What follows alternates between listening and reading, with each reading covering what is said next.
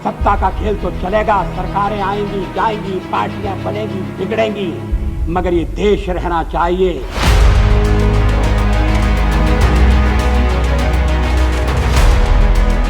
कौन होगा भारत का आखिरी शासक? क्या कहती है भविष्य मलिका?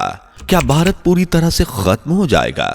ऐसी क्या तबाही आएगी देश दुनिया में कि हर कोई देखता रह जाएगा? चीन और पाकिस्तान क्यों भारत को मिटाने की साजिश रचेंगे? दुश्मन से देश को बचाने के लिए कौन सा योगी पुरुष आगे आएगा? भविष्य मलिका के अनुसार कलयुग का अंत कब होगा और नए युग के भारत की कमान किसके हाथ में होगी? आइए जानते हैं ऐसे ही भविष्य से जुड़े हैरान कर देने वाले सवालों के बारे में। लेकिन वीडियो शुरू करने से पहले अगर आपने अभी तक हमारी वीडियो को लाइक और चैनल को सब्सक्राइब नहीं किया तो जल्दी से कर लें। अब तक इस पृथ्वी पर जिसने भी जन्म लिया है उसका अंत जरूर हुआ है, फिर चाहे वो इंसान हो या शैतान। भगवान भी एक निश्चित समय के लिए धरती पर आए थे और समय पूरा होने पर उन्हें भी इस दुनिया से दूर जाना पड़ा। इसी तरह एक दिन ये दुनिया भी खत्म हो जाएगी और ऐसा होना तय है। इस वक्त हम जिस युग में जी रहे हैं उसे कलयुग कहा जाता है, यानी महापापी, अधर्मी और सबसे छोटा विनाशकारी युग।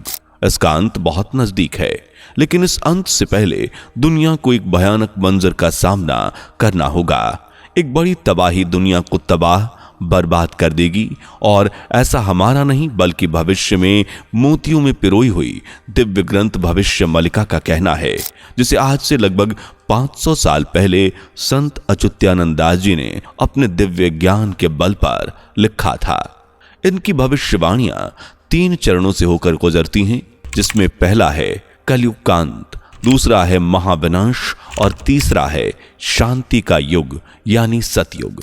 बता दें कि कलयुग के अलावा 3 और युग होते हैं, जिनमें सतयुग, त्रेता युग और द्वापर युग शामिल है।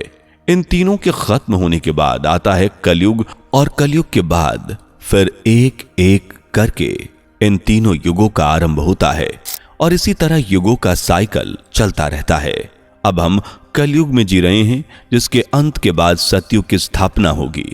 लेकिन इस युग से पहले हमें काफी कुछ देखना, सहन करना पड़ेगा। एक तरफ प्राकृतिक आपदाएं, तूफान, बाढ़, सूखा, सैलाब आएगा, तो दूसरी तरफ महामारियां बीमारी लाने को अपना शिकार बनाएगी। हर तरफ आपदा, परेशानी के अलावा कुछ नजर नहीं आएगा। देशों के बीच भी काफी मनमुटाव होगा, जिसके चलते कई देशों के बीच दुश्मनी के बीज फूट पड़ेंगे, जैसा कि रूस, यूक्रेन, इजराइल, फिलिस्तीन, पाकिस्तान, भारत के बीच देखने को मिल रहा है। साल 2022 में शुरू हुई यूक्रेन रूस की जंग अब तक बरकरार है और इसे तृतीय विश्व युद्ध की नींव माना जा रहा है। ये तो बस शुरुआत है, अभी इससे भी और बुरा वक्त आना बाकी है, जब देशों में आपसी मनमुटाव के कारण एक देश दूसरे देश को तबाह करने से पहले जरा भी नहीं सोचेंगे। लोगों का कत्लेआम होगा, लोग बेवजह मारे जाएंगे, कुछ लोग युद्ध की चपेट में आएंगे तो कुछ प्राकृतिक आपदा का शिकार बनेंगे, और पूरी दुनिया त्राहिमाम त्राहिमाम करेगी। और ऐसा होना लाजमी है, क्योंकि यह भविष्यवाणी संत अच्युतानंद दास जी ने की है, जिनकी राजनीति से लेकर लोगों के आचार विचार तक की हर भविष्यवाणी सच होती नजर आई है। संत अच्युतानंद दास जी महाराज अपनी भविष्य मलिका के जरिए लोगों के बदलते स्वभाव का भी जिक्र करते हैं। इन्होंने लिखा है कि कलयुग के अंत में लोग धर्म के मार्ग को छोड़कर भगवान से दूर हो जाएंगे और अधर्म को ही अपना धर्म बनाएंगे। लोभ लालच के चलते न बाप बेटे का होगा, न बेटा बाप का। व्यक्ति धन की चाह में अपना खून कर देगा। स्त्रियों का संबंध स्त्रियों से होगा, पुरुष भी पुरुष के साथ संबंध बनाएगा। महिलाएं एक से ज्यादा पुरुषों के साथ रहेंगी। गुरुओं का सम्मान नहीं किया जाएगा, हर कोई बस धन की लालसा में रहेगा। देखा जाए तो ये सारी बातें आजकल कलयुगी मनुष्य की पहचान है। इसी तरह भविष्य मलिका ने जो राजनीति को लेकर भविष्यवाणी की थी, उन्होंने भी हकीकत का रूप लिया है। आपको जानकर हैरानी होगी कि आज से 500 साल पहले लिखी गई भविष्य मलिका में आज की राजनीतिक पार्टियों के नाम भी बताए गए थे। हालांकि इन्हें समझना थोड़ा मुश्किल है क्योंकि ये भविष्यवाणियां हिंदी में नहीं बल्कि उड़िया भाषा में जटिल रूप से लिखी हुई हैं, इसलिए लोग इनका अर्थ अच्छे से नहीं समझ पाते हैं। लेकिन आज हम आपको एक एक सवाल का जवाब देंगे। भविष्य मलिका में लिखा है, पुत्र नाती बंधु भार्या नथी, बेहतार देश रे कमल फूटी बासे बढ़। इस भविष्यवाणी का अर्थ समझें तो इसके अनुसार एक ऐसे व्यक्ति की बात कही गई है जिसका ना कोई नाती पुत्र बंधु होगा और इसी समय देश में कमल फूटेगा।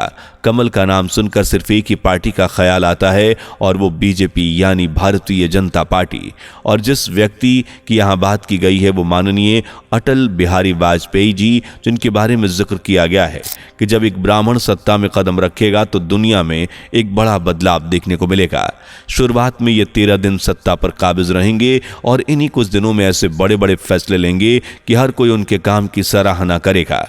उनकी प्रसिद्धि देश विदेश में होगी। 13 दिन के बाद ये ब्राह्मण पूरे 5 साल के लिए फिर भारत पर शासन करेगा और इस भविष्यवाणी के कहे अनुसार ऐसा ही हुआ।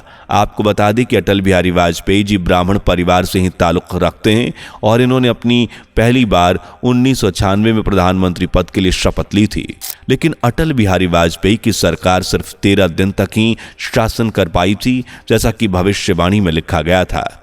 13 दिन शासन करने के बाद अटल बिहारी जी भी पद से हट गए, लेकिन फिर इन्होंने 5 साल के लिए शासन किया। 5 साल के लिए देश की कमान अटल बिहारी वाजपेयी के हाथ में आई, और आती भी क्यों ना जब संत अच्युतानंद जी ने भविष्यवाणी की थी। इन्होंने तो ये खुलासा कर दिया था कि ये शख्स दिल्ली से आएगा, यानी दिल्ली का रहने वाला होगा और इनका नाम अटल बिहारी वाजपेयी होगा। हालांकि कुछ लोगों को अब भी यकीन नहीं हो रहा होगा कि 500 साल पहले कोई कैसे भविष्यवाणी इतनी डिटेल में कर सकता है। लेकिन ऐसा चमत्कार करने वाले ज्ञानी महान संत अच्युतानंद दास महाराज जी थे, जिनके ज्ञान पर शक करना मतलब रेगिस्तान में पानी ढूंढने जैसा है, जिसका सबूत हम आपको अभी अटल बिहारी जी की भविष्यवाणी के रूप में दे ही चुके हैं। भविष्य मलिका में आगे आने वाले वक्त के लिए की गई भविष्यवाणियों में लोगों की रूह कांप जाएगी, क्योंकि इनके मुताबिक सिर्फ भारत देश ही नहीं बल्कि पूरी दुनिया में तबाही के बादल छाएंगे। तीसरे विश्व युद्ध की चिंगारी फूट पड़ेगी और यह युद्ध लड़ा जाएगा करीब 6 साल और 6 महीने। इस तीसरे विश्व युद्ध में चीन, पाकिस्तान सहित 13 मुस्लिम देश भारत पर हमला करेंगे। भारत शुरुआत में इस युद्ध का हिस्सा नहीं बनेगा, लेकिन जब युद्ध के आखिरी 13 दिन शेष रह जाएंगे तब जाकर भारत भी इस जंग में शामिल हो जाएगा, जिसके खिलाफ पाकिस्तान सहित 13 मुस्लिम देश होंगे, जिन्हें गाइड करना होगा चीन का।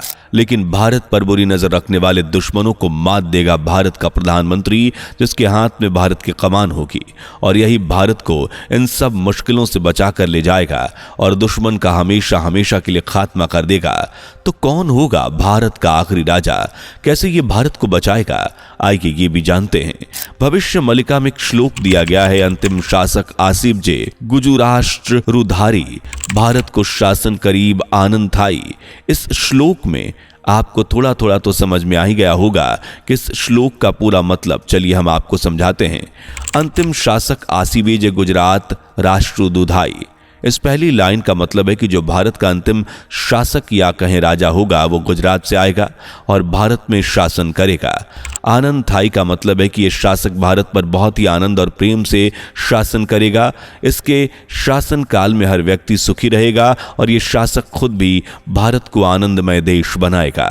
इस श्लोक में आगे लिखा है कि गण बांटू सो के गण बांट थी, बा अबना बाटी बसे ही। इस श्लोक का अर्थ समझते तो इसमें कहा गया है कि ये शासक घर बनाएगा, खाना बांटेगा, और ये बात कहीं ना कहीं सच साबित होती हुई नजर आ रही है।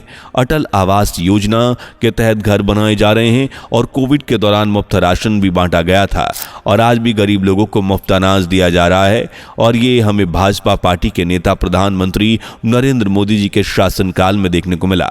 इसलिए कई लोग नरेंद्र मोदी जी को ही भारत का अंतिम राजा मान रहे हैं, क्योंकि भविष्य मलिका में जिस तरह भारत के अंतिम राजा को डिस्क्राइब किया गया गया है वो सभी गुण नरेंद्र मोदी जी के अंदर देखने को मिलते हैं।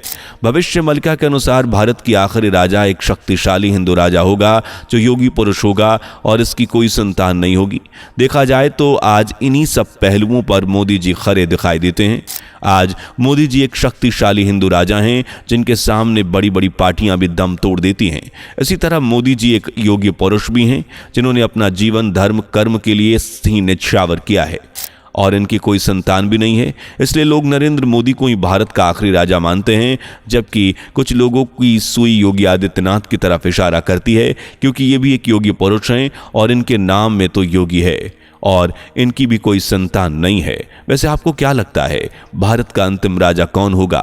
कमेंट सेक्शन में लिखकर जरूर बताएं। वीडियो पसंद आई हो तो इसे लाइक और शेयर करें, साथ ही चैनल को सब्सक्राइब करके बेल आइकन को प्रेस कर लें। धन्यवाद। दोस्तों, आपकी स्क्रीन पर 2 और वीडियोस दिख रही हैं, जिसे देखने के लिए स्क्रीन पर क्लिक करें। दोनों देखिएगा, बहुत अच्छी वीडियो बनी है।